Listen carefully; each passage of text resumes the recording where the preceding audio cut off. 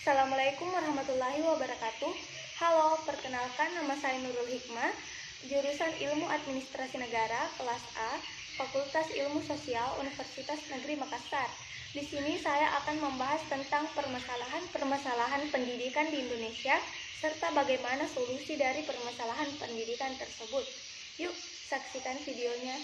Yang pertama adalah kurang ketersediaannya dana pendidikan. Dana pendidikan bukan hanya dana dalam biaya pendidikan di sekolah formal maupun informal, tetapi menyangkut biaya pembelian seragam, alat tulis, serta ongkos transportasi ke sekolah.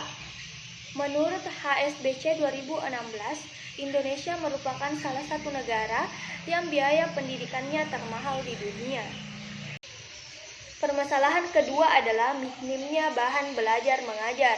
Masih banyak siswa, terutama siswa yang kemampuan ekonominya lemah, masih kurang dalam memperoleh bahan belajar, seperti halnya buku dan buku latihan soal. Sementara bagi guru pun saat ini masih ada yang kekurangan bahan mengajar, terlebih lagi apabila kurikulum terganti, masih banyak guru yang bahan belajarnya masih menggunakan kurikulum lama, belum menggunakan kurikulum baru yang seharusnya sudah diterapkan. Permasalahan yang ketiga adalah rendahnya kualitas tenaga pendidik, di mana tenaga pendidik di Indonesia masih banyak yang tidak terkualifikasi selayaknya, seperti ada guru yang mengajar bukan pada bidangnya, dan juga masih adanya guru yang mengajar bukan pada kompetensinya. Permasalahan keempat adalah kurangnya fasilitas yang memadai. Tak hanya lengkap, fasilitas juga harusnya memadai untuk menunjang proses belajar mengajar, baik itu dari alat tulis, meja, kursi, maupun ruangan-ruangan kelas, dan juga ruangan pelengkap seperti halnya laboratorium, lapangan, dan sebagainya.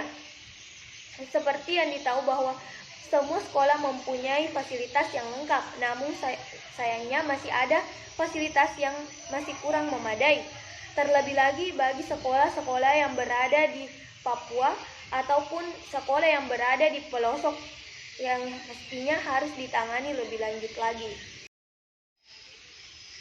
Solusi yang pertama adalah memberikan dana pendidikan, di mana dana pendidikan sangat mendukung dalam proses pengajaran ataupun sangat penting dalam proses pembelajaran, di mana dana pendidikan ini seringkali dikorupsi atau bahkan tidak sampai pada yang seharusnya, sehingga pemerintah ataupun pihak sekolah harusnya lebih menangani lebih lanjut untuk dana pendidikan tersebut, baik digunakan dalam memperbaiki fasilitas-fasilitas yang kurang memadai ataupun melengkapi fasilitas-fasilitas pendukung, dan juga memberikan dana bantuan kepada siswa yang selebihnya sangat membutuhkan dana tersebut. Kedua adalah menetapkan kebijakan atau sistem pendidikan yang efektif, di mana sistem pendidikan yang efektif harus dapat merangsang dan dapat meningkatkan kreativitas siswa. Tak hanya itu, sistem pendidikan ataupun kebijakan ini harus disusun secara rinci ataupun sangat efektif agar tidak dapat berubah-ubah seperti halnya kurikulum yang dengan mudah berubah-ubah. Artinya, kebijakan ini diharapkan dapat berkelanjutan atau digunakan dalam jangka panjang.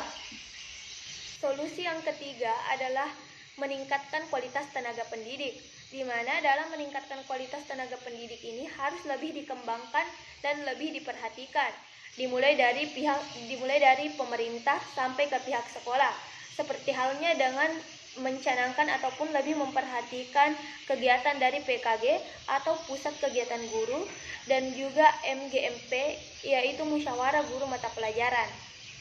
Solusi yang keempat adalah pemerataan pendidikan, di mana pemerataan pendidikan di Indonesia ini mencakup tentang pemerataan sarana dan prasarana, fasilitas, serta tenaga pendidik. Pemerintah harus lebih memperhatikan sekolah-sekolah yang ada di pelosok, seperti halnya di Papua ataupun juga di desa-desa terpencil yang masih sulit untuk dijangkau, agar mendapat pendidikan yang lebih layak dan juga lebih berkualitas.